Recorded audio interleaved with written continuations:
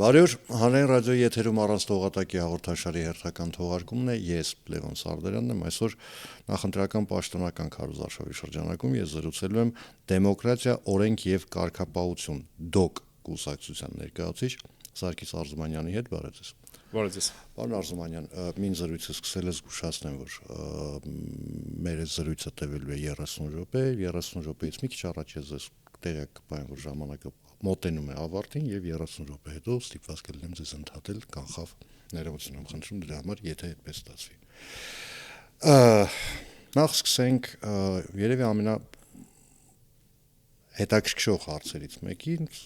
որը վերաբերում է Վարդան Ղուկասյանին, կուսակցության հիմնադրին, ինքը այստեղ չի, հայտնի չի, երբ կգա ընդհանրապես կկարողանա գալ, թե չի կարողանա,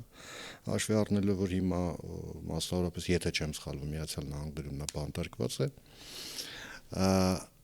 եւ կուսակցության կառավարումը ստանձնել է, որքանով որ ես եմ տեղյակ, փաստաբան Լևոն Բաղդասարյանը։ Ձեզ որպես կուսակցության ներկայացուցիչ չի թվում, որ այս տարբերակով մի քիչ դժվար է ոչ միայն մասնակցել ընտրություններին, այլև ակնկալիքներ ունենալ տոկոսային հարաբերության թեկուզ խորհրդարանում տեղ զբաղեցնելու։ Շնորհակալություն հրավերի համար եւ այս հիանալի խոսքի իրավունքի համար։ Նախ կուզեի շտկում անենք այն փաստը, որ Լևոն Բաղդասարյանը կուսակցությունը չի ղեկավարում, անկուսակցական է, պարզապես նախընտրական շտաբի ղեկավարն է, կուսակցության ղեկավարը քարտուղարը Ռաֆայել Գրիգորյանն է։ Իսկ հարցի երկրորդ մասը արդյոք մեզ համար դժվար չի, այո, շատ դժվար է, բայց մենք կարողանում ենք, փորձում ենք հաղթահարել այդ դժվարությունը, պարոն Ղուկասյանի առաջնորդությամբ, հեռավար առաջնորդությամբ փորձում ենք հաղթահարել այդ դժվարությունները, ասեմ ձեզ, որ բացի նրանից, որ ինքը գտնվում է կալանավայրում, ինչպես դուք նշեցիք, բայց այնտեղից կարողանում է որոշակի միջոցներով, կապի միջոցով անել քարոզչություն, այսինքն օրվա ռեժիմով 1-2 օրվա դադարից հետո նա կարողանում է ներկայացրել այն ծրագիրը, որը որ իր տեսլականն է, իր գրած ծրագիրն է եւ կարողանում է հաղորդակցվել ժողովրդի հետ։ Ֆիզիկապես ներկա չլինելով, բայց խոսքը փորձում է հասցնել ժողովրդին։ Եվ կարողանում է մեզ տալ հանձնարարություններ, որը որ մենք փորձում ենք քարոզչության միջոցով եւս նորից կարողանալ անել, բայց իր ներկայությունը միանշանակ զգում ենք մեր կողքին բացակայությունը, այսինքն զգում ենք, որը որ ասեմ այդքան էլ մեզ համար ընդունելի չի եւ հավասար պայմաններ չեն, հա, որպես քարոզչության առումով, որովհետեւ բոլոր կուսակցության ղեկավարները գոնե իրենց կողքին են, կարողանում են առերես շփվել, բայց մենք զրկված ենք, սա ոչ հավասար պայմաններ են այս քարոզչության ընթացքում։ Դե հիմա անհավասար պայմանները կրկնապատկեմ։ ԴՕԿ-ը հայտարարել էր, որ դաշինքի կազմում համահայկական ճակատի հետ Արշակ Կարապետյանը նույնպես Հայաստանի Հանրապետությունում չէ, նույնպես հետախուզման մեջ է, չի վերադառնում, այնպես որ ձեր անհավասարությունը կրկնապատկեցի, ոչ չէ։ Այո, բոլոր կողմերից անհավասար պայմաններ են, բայց մենք այնուամենայնիվ կփորձենք այդ խոչընդոտները հաղթահարել եւ հասնել ազգային ժողով եւ կազմել մեծամասնություն։ Պարոն Արզումանյան, ես հասկանում եմ, որ դուք մշակույթի մարդ եք, բայց ես ստիպված պիտի 1-2 հարց տամ, որոնք բոլոր տեխնացիներին եմ տալիս կապված տնտեսության հետ, անվտանգության ձեր պատկերացումների հետ։ Էլի եմ ասում, լինելով մշակույթի մարդ չեք կարող չիմանալ գոնե ընդհանուր, այսպես կոնտուրային մոտեցումները, ինչպիսի տնտեսություն եք պատկերացնում դուք, եթե վաղը գալիս եք իշխանության։ Մեր տնտեսությունը, որը ծրագրային տնտեսությունը, բաղկացած է մի քանի ճյուղերից, սկսած երկրի ընդերքից, երկրի հարստությունից, վերջացրած արտաքին կապերով։ Երբ ասում եք երկրի ընդերքից սկսած, այսինքն դա ինչ է ենթադրում, եթե ԴՕԿ-ը գալիս է, կազմում է կառավարություն, հաջորդ քայլով ինչ եք անում ընդերքը, ազգայնացնում եք։ Այո, մասնակիորեն ազգայնացնում ենք, բնականաբար, մասնակիորեն։ տոկոսային հարաբերակցությամբ, հա, ես թվերին ճիշտ ասած չեմ տիրապետում, չեմ կարող ճշգրիտ պատասխան տալ, բայց կան նախընտրական ծրագրում կան նմանատիպ դրույթներ, որոնք որ պիտի անեն։ Ես կարող եմ տնտեսության առումով ասել մշակութային մասով, հա, վերագրենք մշակույթին, պետք է զարգացնել, մշակույթը պետք է զարգացնել համայնքներում, մարզերում, որը որ կարծում ենք туриզմի միջոցով կփորձենք որոշակի, գուցե դա թվա փոքր ներդրումներ պետության համար, բայց սա եւս տնտեսությանը նպաստելու որոշակի ձևեր են։ Մշակութային օջախներ պետք է ստեղծվեն համայնքներում, մարզերում, որը որ նորից եմ կրկնում, туриզմի միջոցով պետք է կարողանալ։ Եվ առհասարակ պետք է մշակույթը արտահանել արտասահման։ Տարբեր որոշակի մշակութային ծրագրեր արտահանել հաստատ պետք է արտահանել միջազգային առևտրի մեջ։ Պարոն Արզումանյան, երբ դուք ասում եք, որ մշակույթը պետք է զարգացնել մարզերում, մոտավորապես կներեք իհարկե, մի քիչ տրիվիալ է հնչում, բայց մոտավորապես նույնն է, ինչ ես ասեմ, ավելի լավ է լինել հարուստ եւ առողջ, քան լինել հիվանդ եւ աղքատ։ Այն որ մշակույթը պիտի զարգանա մարզերում, հասկանալի, ես այնքան լավ չհասկացա туриզմը դրա հետ ինչ կապ ուներ, որովհետեւ մշակույթը մարզերում զարգացնելը ըստ էության բոլորովին այլ նպատակներ պետք է ունենար, թե ես սխալվում։ Փոքրինչ սխալվում եք այն իմաստով, որովհետև եթե կա մշակութային օջախներ, բնականաբար այնտեղ պետք է այցելություններ լինի, եւ սա արդեն պետք է լինի արդեն տնտեսությանը աջակցում, հա։ Սրա մասին է խոսքը։ Ինչպես մտածում ենք, որ պետք է արտահանենք մշակույթը դուրս միջազգային դաշտ, սա նույնպես միջազգային մոդուլով բերենք տեղավորենք արդեն համայնքներ։ Սա մասին էր խոսքը։ Մշակութային օջախներ ստեղծել, լավ, ես հասկացա, որ դուք փորձում եք ամեն ինչ անել, որ մշակութային սեկտորից դուրս չգանք։ Լավ, փորձենք մնալ այդտեղ։ Մշակութային օջախներ, ինչ նկատի ունեք ասելով մշակութային օջախներ։ Նկատի ունեմ, չգիտեմ, ասենք Մարալիկ քաղաքում կամ գյուղում նայած ոնց են կալում, պիտի օպերային շենք կառուցվի։ Ինչ թատրոն, օրինակ, բանալ բան, թատրոն, պատկերասրահ։ Սրանք ասեցի առաջնահերթ բաներ, հա, մշակութային կենտրոններ, որտեղ որ երեխաները պետք է գնան, սովորեն որոշակի արվեստներ, նկարչություն, գորգագործություն, հա, որոնք որ դրա նախատիպը կա, հայորդ հաստատներ են կոչվում։ Դե արդյունքը այդքան էլ գոհացուցիչ չէ, հա, սրանք պետք է ավելի զարգացնել, հա։ Ես բանի առումով ասեցի туриզմի առումով, նաև սրանք են կետեր, որոնք որ պետք է կիրառվեն։ Ես նշեցի թատրոնի մասով։ Թատրոն, լավ, կինոթատրոններ, ենթադրում եմ, հա։ Այո։ Ուրիշ պատկերասրահներ։ Հիմա տեսեք, այն ինչ որ դուք ասում եք, ախր չենք կարողանում մնանք, որովհետև փոխկապակցված են այդ ամեն ինչ։ Ես հասկանում եմ, մշակույթը ամեն ինչի հիմքն է, հա, ամեն ինչ հիմնվում է մշակույթի վրա, հետո զարգանում է քաղաքականությունից սկսած ավարտած տնտեսությամբ։ Բայց հնարավոր չի չհարցնել տնտեսական իմաստով ինչպես եք դա պատկերացնում։ Պետությունը պիտի ինչ-որ գումար առանձնացնի, ասի այս պահից սկսած ես սկսում եմ անել այս ինչ բանը,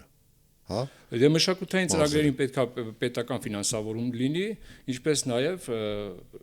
պետք է լինեն, այսպես ասած, ներդրումներ պետք է լինեն, հա։ Պետք է լինեն ներդրումներ այդ ծրագրերին, որոնք այդ ծրագրերը պետք է զարգանան։ Բայց առաջնահերթությունը պետք է տա բնականաբար պետության կողմից պետք է լինի պարտադիր աջակցություն, որպեսզի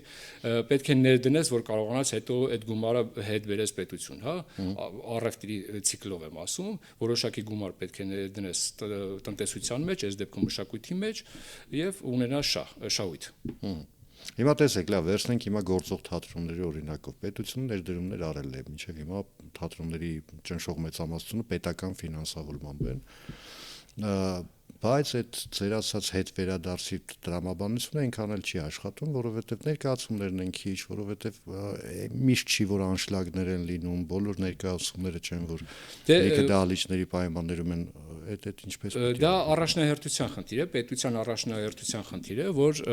ժողովուրդը, այսպես ասած, չի հասկանում, չի ընկալում, որ պետության համար դա առաջնային խնդիր է առհասարակ մշակույթը, հա։ Այսօր ընկալում կա, որ առաջնահերթ խնդիր չէ, ճիշտ է, բանալ ժամանակը սահմանները ավելի առաջնային են, բայց գոնե երկրորդ տեղում մշակույթը պետք է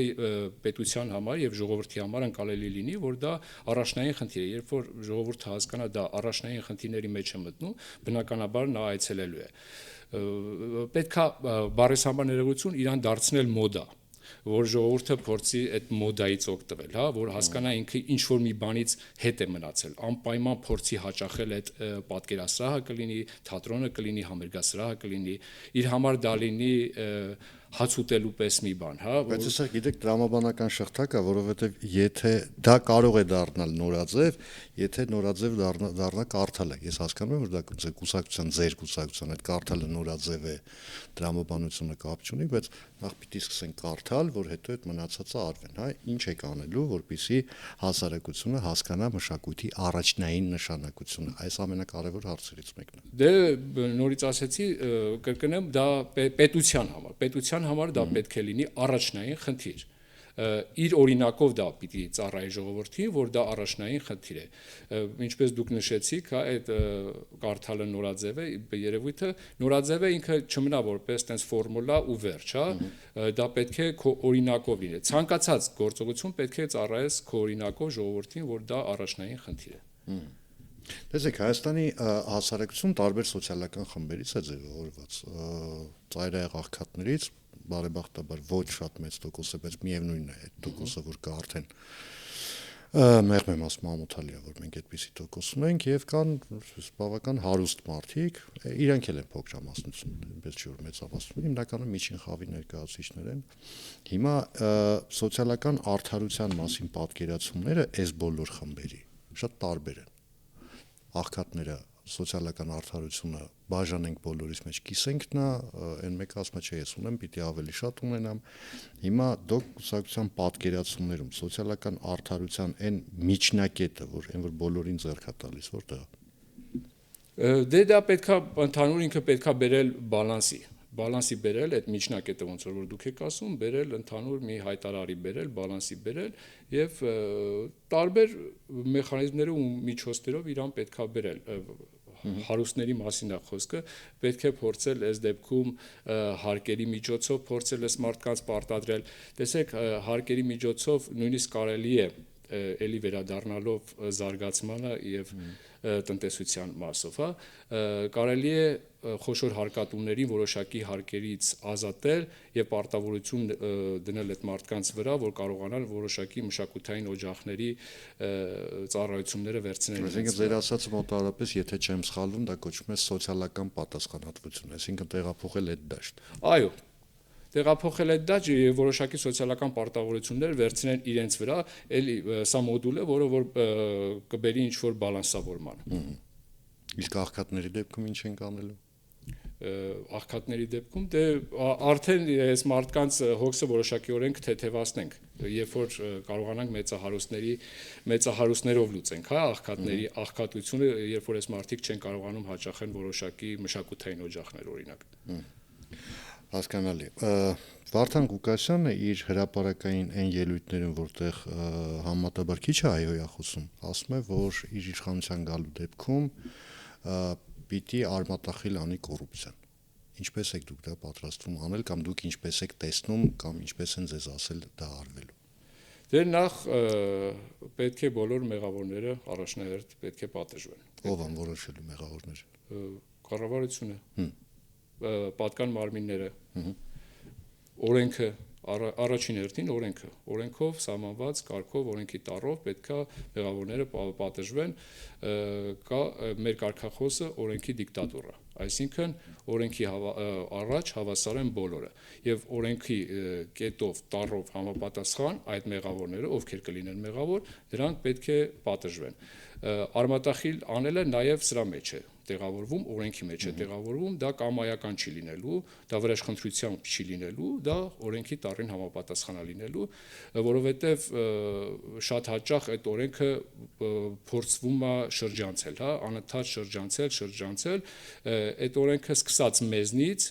այլևս չի լինելու շրջանցել։ հավասար լինելու կրկնվում եմ անընդհատ բոլորի համար կողմնապահություններ եւ արտոնյալներ չեն լինելու։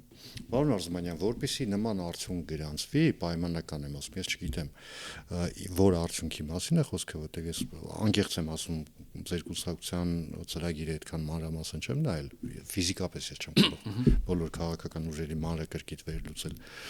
բայց այդ նշանակումը պիտի փոխվեն դատավորները, դատական համակարգում պետք է արմատական փոփոխություններ արվեն, պետք է փոխվեն իրավապահ համակարգը, ներքին գործերից սկսած դատախազությամբ վերջացրած։ Դա նշանակում է, ամենադեպս էլի եմ ասում, հղում անելով Վարդան Ղուկասյանին, համակարգը պիտի 70-ից 80%-ով առնվազն փոխվի։ Ումով է այդ 70-80%-ը լրացվելու հետ։ Ես որքանով ծանոթ եմ, դա անձանցով չի պայմանավորված, այլ ձևով է պայմանավորված, հա, ինչ որ 70 հոգու փոխելու մասին չի խոսքը, այլ մեխանիզմների մասին է, հա, փոփոխությունները։ Մեր շտաբի պետ Լևոն Բաղդասարյանը վերջերս ներկայացրել է, թե դա հանգամանալից բոլոր կետերով ներկայացրել է, թե դատական համակարգը ինչ փոփոխություններ է լինելու ու ուր ենք հասնելու։ Ուզում եմ ասեմ, այս մասով այդ հարցի պատասխանատուն ես չեմ կարող պատասխանել, բայց կարող եմ այսքանով պատասխանել այդ հարցին։ Լավ, եկեք ուրեմն էլի փորձենք տեղափոխվել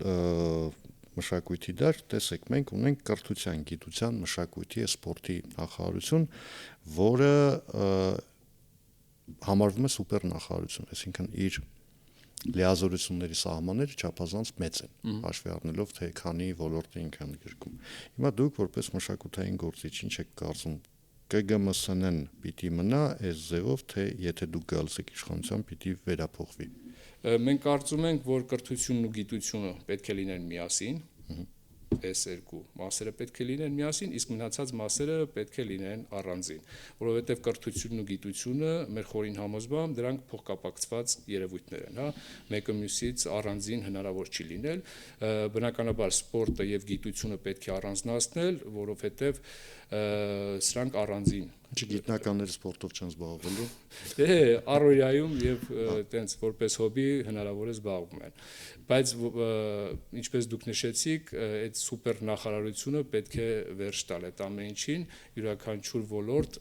ունենա իր ղեկավարը, իր ոլորտի մասնագետը եւ կարողանա իր ծրագրերը իրականացնել։ Կրթական համակարգը, տեսեք, իմ մոտ եղել են արդեն 12 թե 13 արդեն կուսակցության ներկայացուցիչներ շատ տարբեր են պատկերացնում կրթության համակարգի, բայց համարյա բոլորը, գրեթե բոլորը ասում են, որ Հայաստանում ընդ որում խոսքը հանրակրթության մասին չի։ Պետք է լինի անվճար կրթություն, այսինքն բուհական կրթությունն էլ պիտի դառնա անվճար։ Ձեր կուսակցության մոտեցումը այս հարցում ինչպիսին է։ Բնականաբար մենք էլ ենք այդպես կարծում, որ կրթությունը պետք է լինի անվճար, որովհետև մեր խոսքի ընթացքում էլ հասկացանք, որ կան աղքատություն կա եւ այս մարդիկ պետք է ունենան, չասենք նվազագույն կրթություններ, գոնե երկիրը պետք է ապահովի բարձրագույն կրթություն, որովհետև գիտելիքով մարդը մեր պետությանը շատ պետքական է եւ առհասարակ խելացի եւ մտածող, ստեղծող մարդը մեր պետությունը դրա կարիքը շատ ունի եւ դրա համար սա որպես չասենք նյութական, այլ իմաստային բանով պետք է ունենալ այդպիսի ներդրումներ։ Սա մեզ համար շատ կարևոր օղակ է, որը որ պետք է այո բուհական համակարգը պետք է լինի անվճար եւ փորձել կարողանալ հնարավորինս տալ բարձր գիտելիքներ այս մարդկանց։ Սա առհասարակ պետության կապիտալն է, հա, խելացի մարդը։ Եվ դրա համար պետք է ոչինչ չխնայի եւ ունենա խելացի եւ գիտակից հասարակություն։ Շնորհիվ այդ անվճար կրթության։ Վճարի կրթության արդյունքում խելացի մարդիկ չեն ստեղծվում։ Ստեղծում է, ես խոսում եմ այն մարդկանց մասին, ովքեր որ չունեն համապատասխան գումարներ։ Դե կարելի է այդ մարդկանց համար ինչ որ հիմնադրամներ կան, ոնց որ ամբողջ աշխարհում հիմնադրամներ կան, որոնց դիմում են այդ մարդիկ, այդ երեխեքը, ջահելները, ասում են մենք տաղանդավոր մարդիկ ենք, խնդրում եմ ինձ օգնեք, այդ հիմնադրամներով անում են, որտեղ ամբողջ համակարգը դու ասում ես ես դարձնում եմ անվճար։ Տեսեք, դրա այդ անվճարից սկսում է օգտվել եւ այն ծայրահեղ հարուստի, եւ միջին խավի դուրս եկած երիտասարդը։ Բայց դա ի՞նչ է մեզ խանգարում։ Չէ, ես չեմ ասում խանգարում, ես ուզում եմ հասկանամ այդ գումարները որտեղից, այստեղ մենք էլի գալու ենք տնտեսությանը։ Որտեղից այդ գումարները։ Որովհետև ես ենթադրում եմ, որ դուք նաև կողմնակից եք պրոֆեսիոնալ բանակի, ճիշտ է։ Բնականաբար։ Դա ահռելի ծախսեր են։ Այո։ Հիմա եւս մեկ ահռելի ծախս հավաքում ենք այստեղ։ Բոլորը Ենթադրում եմ, որ բուժօգնությունն եք, չէ՞, ասում որ պիտի լինի անվճար։ Բնականաբար։ Դե վերջ 3 կետով համաձայնեցինք իրար։ Դե բնականաբար ես նորից կվերադառնամ մի պարզ կետի, մնացածը իմ գործընկերները հետագայում եթե բան կլինի ավելի կներկայացնեն, հա, ավելի մատչելի։ Մի կետ կա, որը որ ինձ համար ամեն ինչ պատտվում է դրա շուրջ։ Դա խոշոր հարկատուներն են։ Երբ որ խոշոր հարկատուներից միևնույնն է դու այդ հարկը վերցնում ես եւ կարողանում ես, չէ, բոլորս ասում ենք, այս ինչ բանը մեր հարկերի շնորհիվ է լինում։ Որոշակի հարկատուներին, երբ որ տրամադրում ես որոշակի օղակներ, կարողանում ես այդ հարցը լուծել։ Էլ չեմ ասում մնացած կողմնակի եկամուտները, որ կարողանաս, ինչպես խոսքի սկզբում նաև նշեցինք, առհասարակ մեր հանքերի առումով եւ այլն եւ այլն եւ այլն։ Այս առումով ես նորից շեշտեմ, ինձ համար շատ կարևոր է խոշոր հարկատուներին որոշակի կլինի ուսումնական կենտրոններ, կլինեն մշակութային կենտրոններ տալ իրենց հովանու ներքո։ Սա ձեր ասած այն ծրագրերի միջոցով է երևի մոդելը նույնն է լինում, բայց սա լուծում է։ Երևի չասեմ գլխավոր, գոնե գլխավորներից մեկն է սա։ Հիմա պարոն Արզումանյան, ես լավ այնքան էլ չեմ հասկանում այս ձեր բնդումը, հիմա փորձենք միասին բացել, տեսեք։ Ես խոշոր հարկատու եմ, ասենք ես ասում եմ, եղբայր, ես տարեկան վճարում եմ պայմանական եմ ասում 10 միլիարդ դրամ հարկ։ Ասում ես, գիտես չկա, շատ շնորհակալություն, որ դու 10 միլիարդը վճարում ես։ Արի գիտես չկա, էս էլ վերցրու քո վրա։ Հիմա ներողություն, հարցը արդեն པարզ է։ Հասկացա, դու ասում ես արի լավ, դու արդեն 9 արա, այն մնացածը ուղղորդի է։ Այո։ Բա պետությունը ինչի համար է 10 միլիարդից 9 1 միլիարդը վերցրեք, դուք ուղղորդեք այնտեղ։ Չէ, որպեսզի չլինի դու տուր ինձ ես տամ իրար, միանգամից ուղղորդում ենք այնտեղ ծախսերը։ Միանգամից ուղղորդում ենք այնտեղ բավարար այնտեղ արդար չլինի բաշխում։ Իհարկե վերահսկողությամբ դա է ուզում ասել, իհարկե վերահսկողությունը դրա համար չի պետությունը։ Դու արա, դու վերահսկի, որ արդար լինի։ Չէ, դա լինում է արհեստական շրջանառություն է լինում, տուր ինձ մի հատ իմ հաշվապահություն մտնի, հետո իմ հաշվապահությունից դուրս գա, միանգամից տալիս ենք այնտեղից ուղղորդում ենք այնտեղ եւ նշանակում ենք մարդ, որը վերահսկում է։ Պարոն Արզումանյան, ձեր ասելով դուրս է գալիս, որ պետ եկամուտների կոմիտեն պետք է լուծարել։ Չէ, ինչի համար եմ ասում։ Եկեք էլ չհավաքագրենք բյուջե, ամեն մեկին ասենք ուրեմն դու, չգիտեմ, զենք զինամթերքի գնումն ես ապահովում այդ փողը կտած մի անգամից պաշտպանության նախարարությանը, դու ես անում, դու ես անում, եկեք էլ ոչ մեկից ոչ մի բան չզբաղվի։ Գլոբալ ասեցիք, ես չէ, շատ կոնկրետ բաներ ասեցի, կրթության մասին ասեցի, դա ես մշակույթի մասին ասեցի, ոչ բոլոր մասերով է դա։ Լավ, եկեք վերադառնանք կրթությանը։ Ինչ մենք խնդիր ունենք կրթության համակարգի հետ, այդ որևէ մեկը չի թաքցնում ըստ էության։ Կրթության հետ կապված խնդիրներից այսպես հիմնականը այն է, որ երեխաները այնքան էլ չեն ձգտում սովորելու։ Այդ եկեք ընդունենք որպես իրողություն, հա, այսպես ես չեմ ուզում ասել, որտեղ դասատուները լավը չեն, որովհետև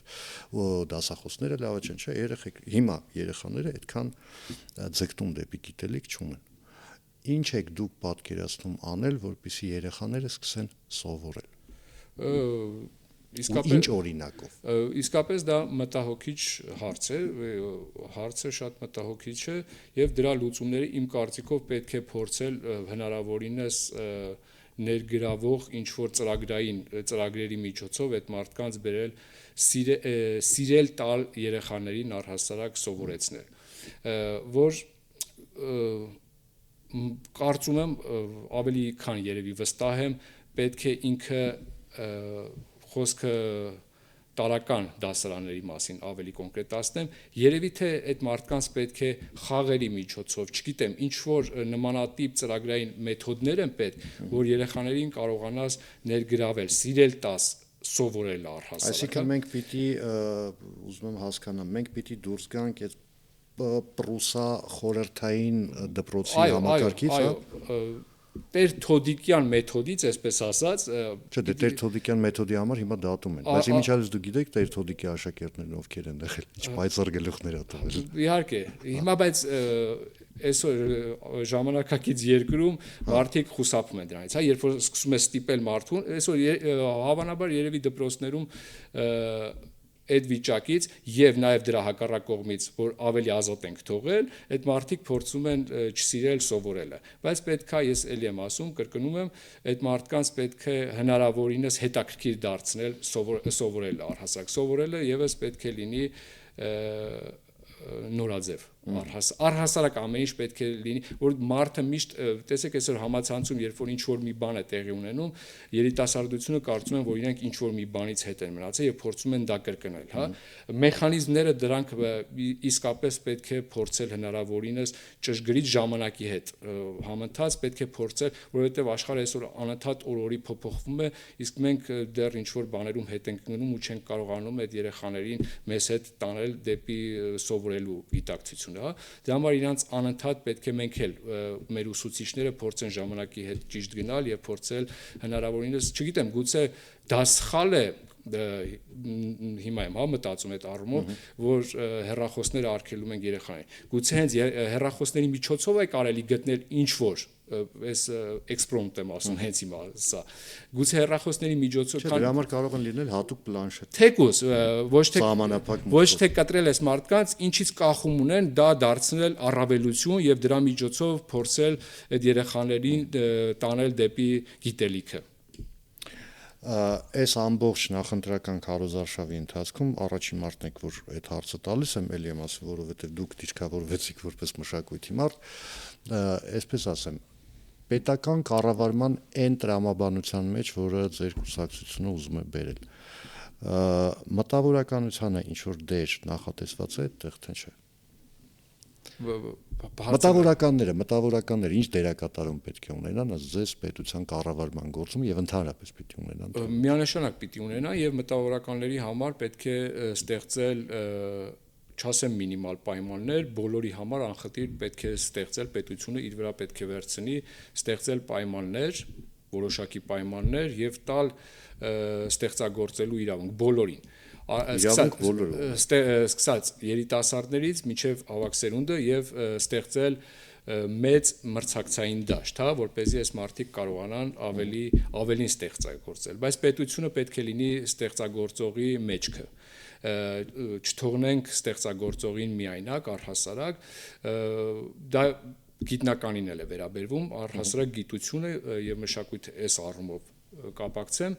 պետք է պետությունը ունենա շատ կոնկրետ հովանավորչություն որ մեր մտածող եւ արվեստագետները այսօր չլքեն երկիր առհասարակ թողնեն գնան այլ պետությունում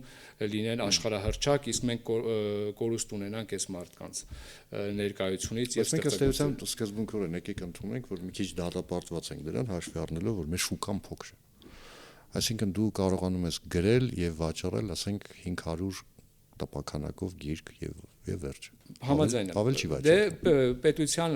ռազմավարության մեջ նաեւ դա պետք է ներդնել որ կարողանալ առհասարակ դա թարգմանել տարբեր երկրներում խոսքի սկզբում մենք